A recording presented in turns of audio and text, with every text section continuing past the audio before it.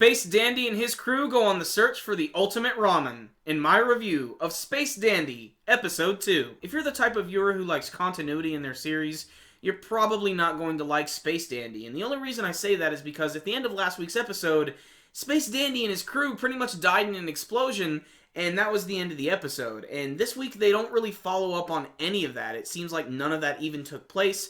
And basically, it's just Space Dandy, QT, and their brand new friend Meow, who's the Beetlejuicean, who's going to join them on their crew as they go on another crazy adventure. And this week, it looks like they're searching for the ultimate ramen.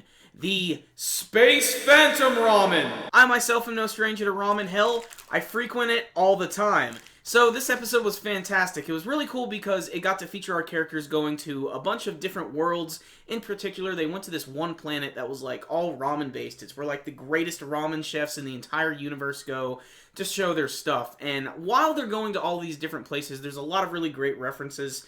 There's this one where they're eating this one called Full Metal Noodleist, Full Metal Alchemist, and that's hilarious because the series is actually done by Bones Animation. They're the guys who worked on Full Metal Alchemist. Throughout the course of the episode, Space Dandy is being pursued by Dr. Gel and the Gogol Empire, and I didn't even mention this in the last episode of the review. The leader of the Gogol Empire is like this big giant flaming skull, and his name is Perry. It's just another one of the things that makes this series hilarious. And the reason they're able to track Space Dandy and his friends down is because every single time they go to a restaurant, Meow is taking out his phone and he's like recording every single thing that's going on. So he's leaving like a huge paper trail.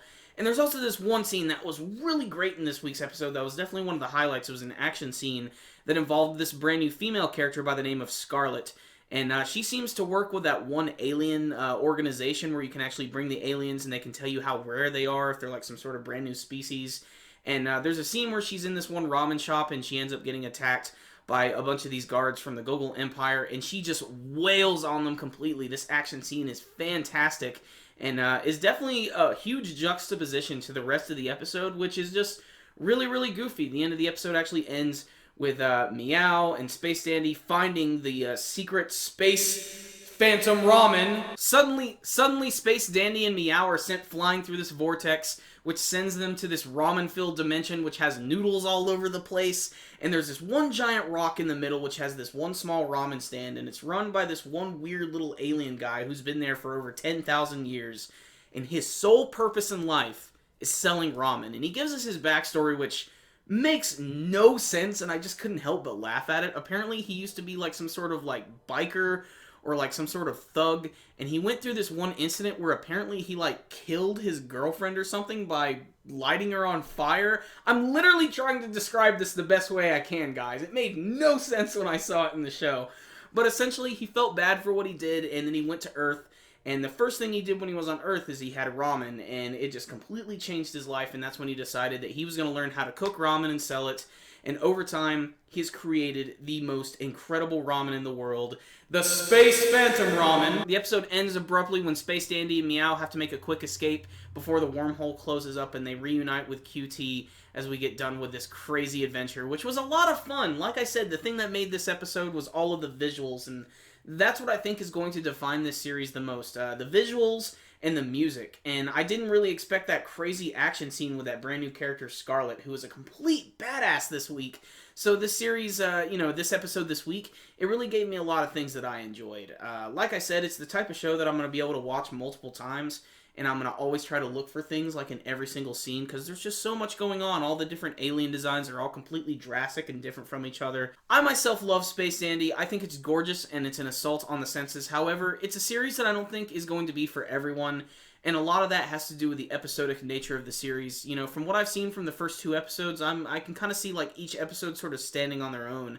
And it makes sense. This is from the creator of Cowboy Bebop, and if you have seen that anime series, a lot of the episodes of that one are very episodic. A lot of them just sort of stand by themselves, and there's really only a few episodes that sort of connect and have like a 2-3-parter to them. And I can sort of see this series doing the same thing. However, with the introduction of that character Scarlet, who seems like she's going to be important, she just sort of appeared and disappeared out of nowhere. I'm guessing that might open up something later into the series, but I don't even know how long this one's going to run. All I know is this was a really fun episode that if you're following the series, you should definitely check it out. Check it out on Toonami, check out the Japanese version, whatever you do, see it because it's just an incredibly gorgeous series. Another awesome episode of Space Dandy, but how did you guys feel about it? If you had a chance to check it out, I'd love to hear your thoughts about it. You can tell me about your favorite moments, favorite funny moments, maybe some stuff you didn't care for, and what you want to see from the rest of the series. And remember, me and my good friend Christian just got done reviewing the very first Naruto movie, Ninja Clash in the Land of Snow. I will put a link to that in the description box below. Remember guys, give this video a like, thumbs up, and subscribe if you haven't. So, I'll see you next time guys. Super Kami Guru 9000. Out.